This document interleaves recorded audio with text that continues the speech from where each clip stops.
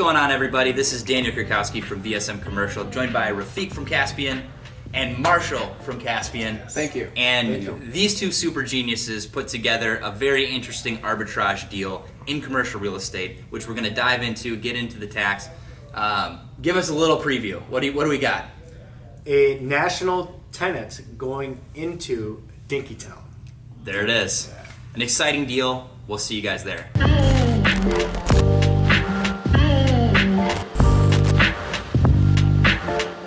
Hey, what's going on, everybody? This is Daniel Krakowski from VSM Commercial, here to bring you the 5th episode of the Minnesota Deals podcast. As always, I'm joined by the maestro, Rafik Moore from Caspian Group. Hello.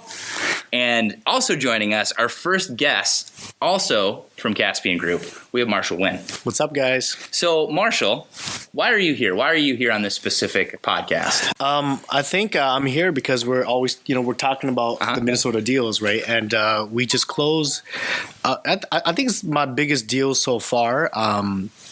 In commercial real estate on Wednesday. Okay. With Rafik here. Nice. So everything he told me, promised me is coming true. It works. It works. And we actually arbitrage a deal at Vecchio's restaurant down in Dinkytown. So if you guys don't know what arbitrage means, it's kind of like wholesaling. Yeah, we addressed that a little bit in episode 4, I think, too. Yeah. So, so basically it was actually a pretty cool deal. I remember because Rafik doesn't do a lot of restaurants, right? Right. No. And I've done a lot of restaurants before, just representing a lot of tenants doing restaurants. And he brought this deal to me. He said, hey, Jeff Salzburn from ESRI. So Jeff Salzburn from ESRI is the seller's broker for Vecchio's restaurant, and saying, hey, do you have somebody to lease this? So this was when I was about to go to Vietnam, and I contact one of my clients that has a bunch of restaurants here, and I basically closed the deal when I was in Vietnam. I think he came signed the lease. Yeah, he signed the lease. He signed a lease. Yeah, when I was in Vietnam, he stopped by the office and So you have a building in Dinkytown, and third-party tenant rep or listing on trying to find a tenant, right? Right. Just so people have a rough idea, in an area like Dinkytown in Minneapolis, what kind of rents are they looking at? Do you have a little bit of insight on how those types of deals work? Absolutely. So I've done a couple deals down at the U of M, and they're high rents because obviously a lot of foot traffic and it's a great location. And average net rents in Dinkytown goes from about $33 to about $40 per square foot before cam and taxes and utilities, which is high, very high. So, yeah. So you found a tenant, placed the tenant. How did this get onto Rafik's plate? How did this transition happen? How did you arbitrage the deal? So as you know, in our prior conversations, it all starts with present NOI, which in that case was 0 because the Vecchio's was leaving. Right. And the future NOI included the new tenants, and there was 4 apartments upstairs, and we basically underwrote as if apartments were rented because residential apartments in Dinkytown are very easy to underwrite. So we ultimately created a pro forma, and we were excited to buy that property. We estimated the value with the tenants to be at around $1.7 million. Wow. So we are buying $1 million property. I mean, it's a distressed property. It needs a lot of work. Our tenant's actually going to spend $600,000 on it. But that's where the value of commercial real estate comes in. You buy a property, not always do you need to spend the money on remodeling it. Yeah. And with our tenant spending $600,000 on the property and us buying it for $1 million, we have essentially created the value of, and the value has not a lot to do with how much money is being spent on it, right? But what the NOI is. Right, how much income it generates. Generates after all the expenses. So at a $1.7 million value, I was very excited. We were basically going to do the deal ourselves. And then a friend of mine, Roman, who has a lot of properties in Dinkytown, said, listen, I want to partner up with you guys on this deal because I know Dinkytown and I can run the apartments. So, of course, nice guy that I am, I said, well, no problem, Roman. Let's very inclusive. Yeah. Very open. Abundance, right? Yeah. Right. And so Roman basically comes in, and he's greedy, and he very nicely says, well, how about I buy you out prior to our closing? And I said, well, that sounds like an arbitrage.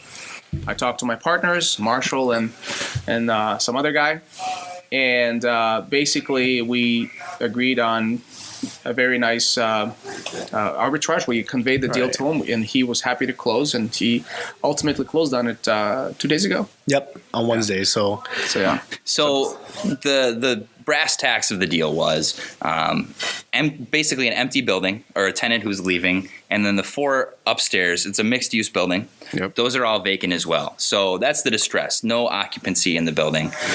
Marshall came in and added value by identifying a tenant for the restaurant space. Right. And by doing that, also recognized how easy it would be to fill the upper 4 units as well. Absolutely. Is that fair? Yep. So you then took it and you're like, hey, Rafiq, I think there might be something here. You looked at it, and based on the projections, the projected NOI, which is, of course, one of the 5 things that you need to have in any deal, you were able to provide an accurate valuation, and there was enough of a delta between what they wanted for it and what it would be worth with it stabilized. Just to tell you how crazy the market is right now, Please. the day of closing, Marshall got a call, and this other guy was in line. yes, And Marshall got a call, and this guy says, "Dude, I'll pay you $1.5 million. Let's go." 50,000 in earnest money, 30 days to close. He could actually close right away, but And so Yeah. Roman's You know. sitting at the closing, and I said, "Roman, and he of course bought it from us for 1.2." yeah, I said, "Roman, this crazy guy out there that wants to pay 1.5 million. I don't know. I mean, if he's not crazy, it makes sense. Yeah, it's a valuable property. Still It's a great 1.7, location. right. Yeah, it's a totally awesome deal." And Roman will have to make that decision. yes. Yeah, we'll see. So hopefully, Do you get a little commission on that then? totally, a pretty fun commission, Yeah. And I think the huge benefit that the way that we do deals is we always have backups in case something doesn't. Well, we're work going to out, buy it you know? ourselves. So There were some issues with financing with Yeah. Roman. And at the last moment, like 10 days prior, I called a couple of investors. I said, "Listen, be ready. I might need $1 million to buy this thing cash, and within 30 days we'll pay you off. But I might need to borrow some money." And my guys were ready to go. So I was all ready, but Roman pulled it through, and Yeah. congratulations on that. Yeah. So- So at the end of the day, you were going to buy it for roughly $1 million. You're saying? $1,050,000. $1,050,000, and then turned around, sold it to a friend at the friend price of 1.2. Yeah. So a nice we- little $150,000 delta on that. Again, in a deal where you didn't have to bring any money to the table, like Absolutely. we talked about last week. Yeah. And then Marshall, the superstar that he is, was able Made to it happen. He created the value, Totally. really, at the end of the day, by recognizing the opportunity and by bringing the correct tenants. It's all about finding that credit tenant who will ultimately create value. A lot of people develop new malls. Yeah. And same thing, you buy a piece of dirt, you put up a structure, and if you have a whole bunch of tenants, you create that value, except there's a lot of work. You have to build stuff, you have to do tenant improvements and stuff like that. So it's much more complicated. In this situation, it was a simpler deal. The sellers were very happy, Roman was happy, and we are okay. I mean, I'm not going to say we're excited because we basically gave up a lot. Yeah, My mentor said that 300,000. Yeah. we're bumbling fools, but it's okay. but we're not greedy, we We're like not to greedy. share. So we don't care. Yeah. And that's important, is honoring the initial term, Yeah, even when and- a better opportunity comes. And we build, loyalty from our buyers, loyalty from the brokerage community, because we execute. Roman was so excited, and this is the second property he's bought from us, and he would buy more. Yeah, totally. I would too if I were him Yeah, right now, I'm telling you. especially. So, final question for you, Marshall. Yeah. Which thanks so much for joining us. yeah, by for the way, sure. Thank you for having me. Anytime. So, what was it? You placed these tenants, and I'm assuming they likely didn't have an advertised sale price. Is that fair? Or did they? So this property is it was semi off market, right? No, it was on the market. It was on the market, but it was sale. For sale. confidential. Okay. Well, because of the restaurant Right. and employees and stuff. But there was an issue with it. There was environmental. There was just a lot of hair that we were able to go through and analyze and fix. Yeah. And there lies our ability to create value is not just in placing a tenant. It's in putting a deal together where outcome of all these moves creates a positive valuation. Yeah. So that's basically where we had to go through a lot of hoops Right. to get there. We had to talk to MPCA, get the letter of no association, Yeah. et cetera, et cether. And I think the thing that made it stronger was the tenant. The fact that he was a local guy, but he's actually going to be a franchisee for the first Korean National fried. franchise. Yep, it's a national franchise. It's a Korean fried chicken concept that's coming to Minnesota for the first time. Oh, cool. And they have over like 100 locations worldwide. Yeah. I'm sorry, within the U.S., but they're from New York. Right. So that's a huge, big. I do a lot of stuff with the restaurants, and they're really popular over there. So here's the core question then, that someone observing or somebody relatively new to the industry is, what about that specific deal? I know you brought the tenant and you could see where the NOI would increase.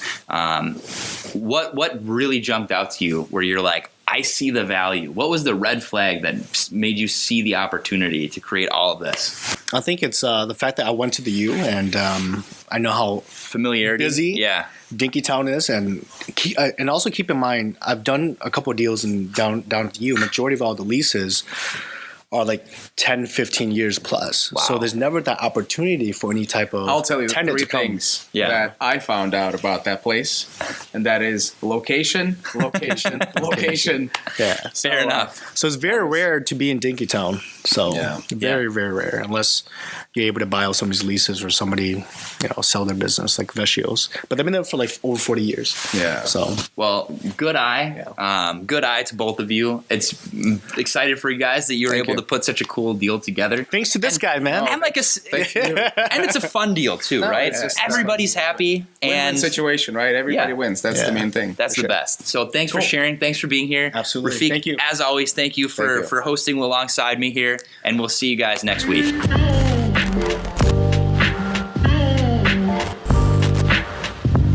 Hey, what's going on, everybody? This is Daniel Krakowski from VSM Commercial, joined by Rafiq from Caspian and Marshall from Caspian. Thank you. And these two super geniuses put together a very interesting arbitrage deal in commercial real estate, which we're going to dive into, get into the tax.